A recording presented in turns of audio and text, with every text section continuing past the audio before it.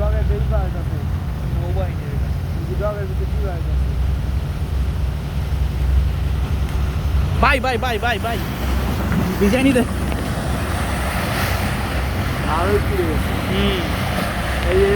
এই যে এমন পানি থাকলে তোমার বোট মনে করো কি এমন ডি বলে দেখছো বোট থাকবো বেটা, বোট যাবো খাইতে। আরাম দিব দেখ ময়লা পানিতে দেখছো ফেনা হয়ে গেছে পুরো, মুই যে ঘুরে যাচ্ছে।